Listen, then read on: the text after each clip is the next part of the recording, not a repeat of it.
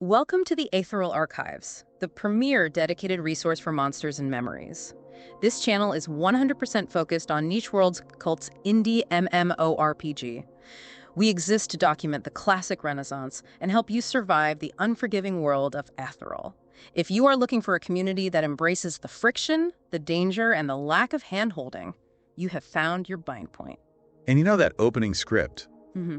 It's more than just a welcome, isn't it? It really is. The mission statement, it perfectly encapsulates the whole philosophy behind Monsters and Memories, or M&M as we'll call it. And the deep dive we're about to do today. Exactly. Our sources, they span everything from community sentiment reports, developer streams, competitive forecasts, and they all document the rise of what's rapidly becoming the most credible force in the old school Renaissance. The OSR. The OSR. Okay, so let's unpack that landscape for a minute, because if you just look at the big industry headlines for 2026, the picture is, it's dominated by these AAA behemoths. Oh, absolutely. You've got your next-gen titles, your Ashes of Creation, your Aeon 2, these massive projects built on, Unreal Engine 5. And they are pouring millions, literally millions, into photorealistic visuals. They're promising the ultimate seamless quality of life experience. Right. They're basically building these, what would you call them, luxury resort theme parks. That's the perfect analogy. Yeah. And their core design philosophy is just efficiency. Total efficiency. They prioritize fast travel, automated group finders, clear solo progression paths. It's all about respecting the player's time. Minimum friction gets you from point A to the reward at point B as fast as humanly possible. Which brings us right to the OSR and M&M's whole strategic position. Because this movement is an explicit rejection of all of that. It's almost philosophical. It is. If the AAA games are designed to respect your time, M&M is designed to intentionally, you could almost say joyfully, waste it. I love that. Joyfully waste your time. Absolutely. We're talking about an experience that's built on social friction, on real difficulty, on downtime. The need to actually sit down to get your mana back, or your health. Yes. And a world where your reputation, who you are in the community, is the most powerful currency you have. It's worth so much more than any instant reward. And that's why the target demographic is so specific, right? It's mainly players in that, say, 30 to 50 age range. Predominantly, yeah.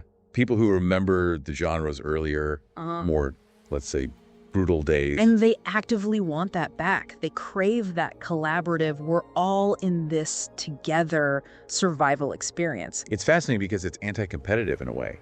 They're not trying to steal players from World of Warcraft or Final Fantasy XIV. No, not at all. They're catering to a displaced population, a group of gamers who look at modern MMOs and think they're too easy or too streamlined or too impersonal, too lonely. Exactly, too impersonal. And this leads us directly to the market opening they just, completely exploited. The OSR vacuum. The OSR vacuum. Yeah. For years, all the hope for this audience was pinned on one game, Pantheon, Rise of the Fallen. It was supposed to be the spiritual successor to the original EverQuest, the game that would carry that classic torch. But what our sources show, by the time we get to 2026, is that the market sentiment has just decisively moved on. Stagnation. That is the word you see again and again and again in the analysis of Pantheon. Stagnation. They just failed to deliver. They couldn't maintain a rapid development cycle, even with all that initial funding and all that community goodwill. They created a void. And Niche World's cult, this tiny team behind M&M, they just moved in aggressively. It's a classic business case of capitalizing on a rival's failure to execute. It's still telling, though, that in a lot of the broader industry forecasts, M&M is still listed as just an honorable mention. It is, and that's kind of a subtle compliment, isn't it? Yeah. It highlights the game's quality, but at the same time, it's acknowledging that they are intentionally refusing to chase those mainstream trends. Like photorealistic graphics or instant gratification. Exactly. They succeed precisely because they are not trying to be the next big thing. They're trying to be the right thing for a very, very specific audience. And that niche focus leads us straight into what the community research calls the it factor. This is the key. Yeah, this elusive it factor, or the soul, as a lot of players call it. Right. It's the vibe, the depth, the atmosphere that M&M somehow has. That a project like Pantheon, even with all its money, just couldn't seem to materialize. But look, if we're documenting this, we can't just leave the it factor as some abstract concept. We have to define it. Okay, right. It's intangible, but it's not magic. Not at all. And the core takeaway from the community is that this soul is basically a function of radical developer trust. Yes, in an era of crowdfunding, where vaporware and super opaque development is the norm, trust becomes your most valuable asset. It's worth way more than graphical fidelity. And this trust is built through something you've called sweat equity? Sweat equity. It's the visible, long-form work that the lead developer, Nick, puts in on his streams. It's open development taken to its absolute extreme. This transparency, it kind of demystifies the whole process for the players, doesn't it? It turns it from just a product they're waiting for into a shared project. It creates a sense of ownership, a shared journey. Let's challenge that for a second, though. I mean, open development is great, but is the community really watching the right things? Now go on. Because when you look at the specific examples that people point to as proof of this it factor, they are incredibly granular. They're micro-level details that, an executive at a big AAA studio would just dismiss as totally negligible. And that is precisely the point. That's it. The it factor is proven in the tiniest details, in the minutiae. Okay, so let's use the trident fix as the first piece of evidence. This is one of those things that only, a hardcore OSR player would even notice, let alone appreciate. It's so true. So Nick is live on stream. He's digging around in the database, and he's looking at the spell icon and the asset for the summoned elemental water trident. Walk us through it. What was the problem? The problem was, it was functional dissonance. The spell worked fine, but the visual model, it was just a generic placeholder. It was a boring, common spear model. So it worked, but it didn't feel right. It didn't look like a magic trident summoned from water. Exactly. Now, in most studios, that's a P4 cosmetic bug. It gets logged and maybe fixed 6 months after launch. But what did Nick do on stream? He just stopped what he was doing. He stopped the main task at hand and sat there live for a good chunk of the stream, just digging through the asset library. Looking for the right model. Looking for the Gothic Trident one-hander model specifically. And then updated the asset ID in the database right there for everyone to see. To an outsider, that seems so inefficient. I mean, you're spending valuable development hours on the look of one niche summoned item when you have a whole game to get out the door. But to this community, that demonstrated everything. Everything. It proves that they care about the flavor of the world, the feeling. The mechanics aren't just boxes to be checked, they have to resonate. When a developer spends that time changing a generic spear to a Gothic trident, the players feel seen. That is the birth of trust. That's where it comes from. And if the trident fix was about item flavor, then the Sandstorm Obsession was all about environmental atmosphere. This is where you see the methodical, almost obsessive side of the work. Yeah, the Night Harbor Sandstorm. The source notes that it was initially set to an intensity of 20. Which means what, exactly? Well, functionally, it was a sandstorm. But the intensity controls the maximum number of particles on screen. At 20, it would just run out of particles too quickly. I felt more like a dusty sneeze than a real world-altering hazard. And in a game where the environment is supposed to be your enemy, a weak sandstorm completely undermines the whole philosophy. So Nick just went on this rigorous deep dive, testing values, and not just jumping from 20 to 100. No, he did it incrementally. 30, then 40, 50, 60. All the way up to 90. He was methodically searching for that sweet spot. His exact words were the minimum value where it actually feels like a real deal sandstorm. And he was thinking about the design implications too, right? He mentioned that the nighttime environment would be more punishing at higher levels. Yeah, it wasn't just about fixing a particle system. It was about tuning the core difficulty of surviving in that zone. And the community was there for all of it. Watching him almost crash the game, testing extreme values, joking about setting it to 200. And that process, that visible act of manually tweaking particle emission rates because he wanted the feeling to be right, that is the essence of sweat equity. So whether it's the magic weapon or the oppressive weather, the it factor is it's the visibility of their commitment to every little detail. And that visible commitment, that velocity, that's what sets up this competitive proxy war with Pantheon. It's more than just competition, though. It's a narrative battle, isn't it? Over who truly owns the vision for the OSR. And the contrast in their development speed is it's brutal. On one side, you have Pantheon. And the reports are full of phrases like wasting months going in circles and absurd stat changes. That all points to internal indecision. a lack of a clear, unified vision. Then on the M&M side, the community praise is so consistent, the developers have a vision and they're going to stick to it. And that single-minded focus translates directly into aggressive, undeniable development velocity, which, frankly, is the primary driver of all their hype. Just look at their road to early access timeline. I mean, this is intense for any team, let alone one that started as a volunteer project. So January and February of 2026, that's their foundation phase. Finalizing core class balance, stabilizing the economy, getting the housing system locked in. That's the most complex, most dangerous 2 months of development you could possibly have.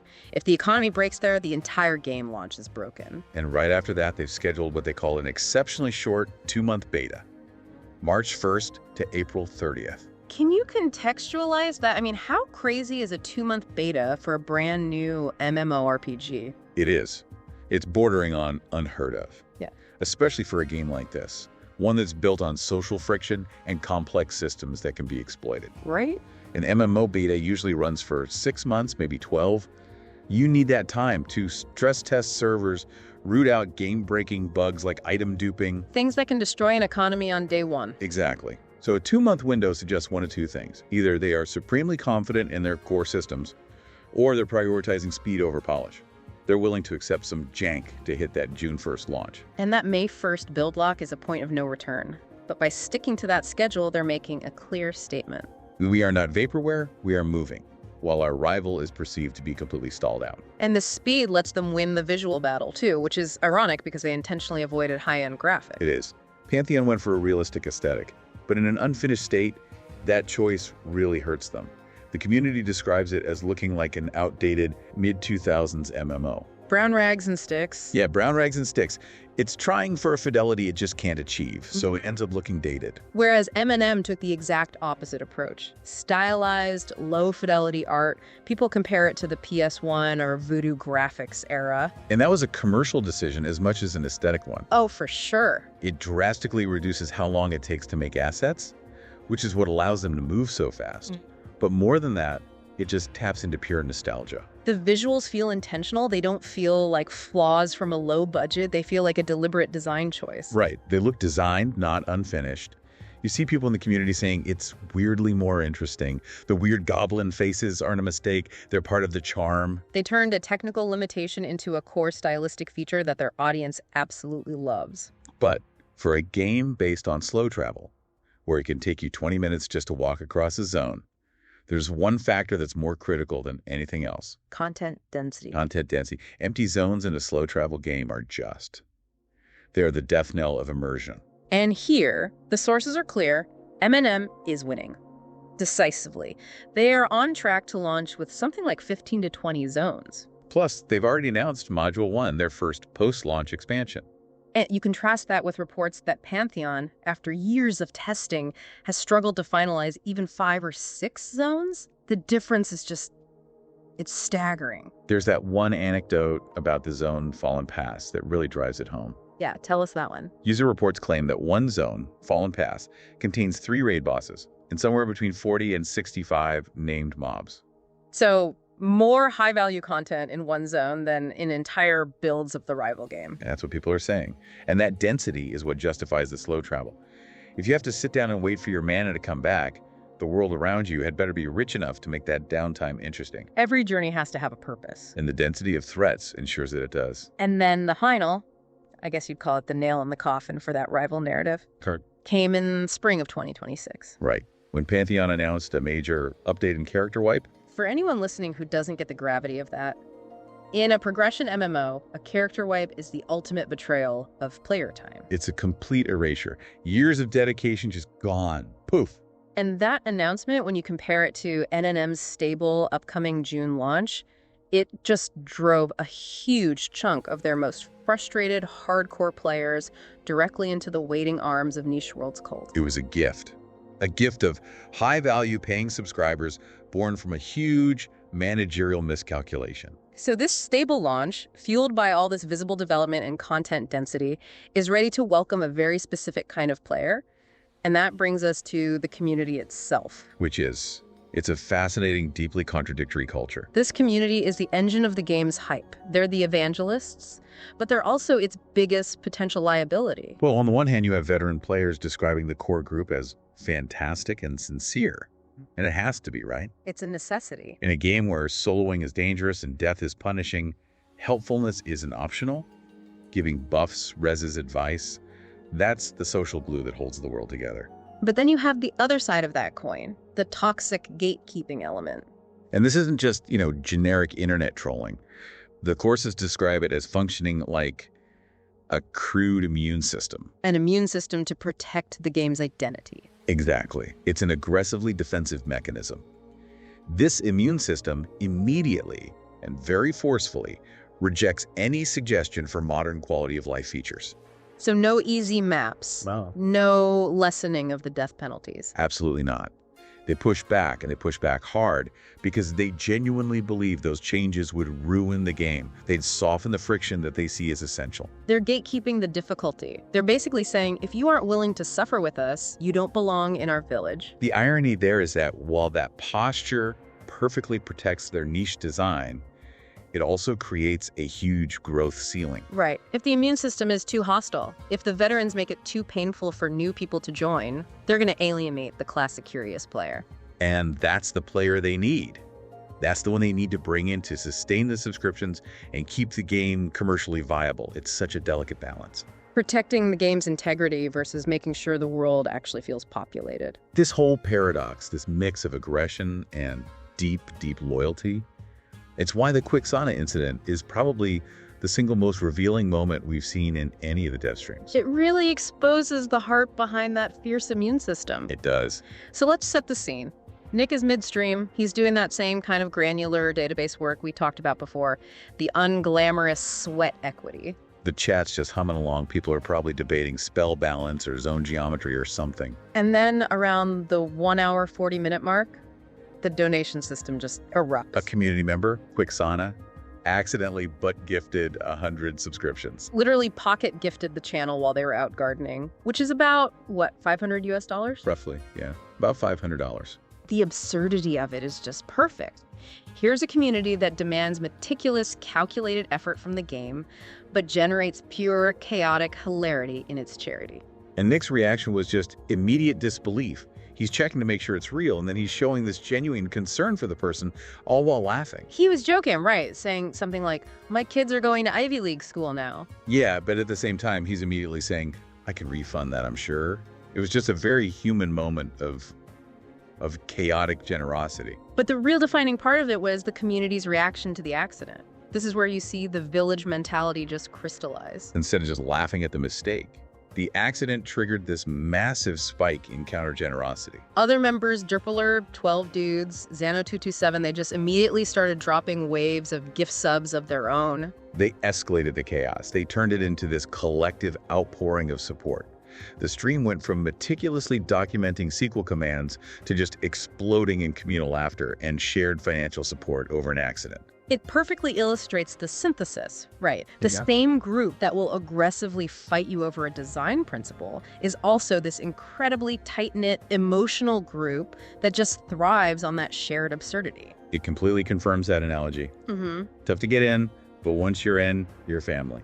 The entry requirements are high, both in terms of what you want from a game and now, potentially, financially. Which brings us to their business model. The big commercial reality.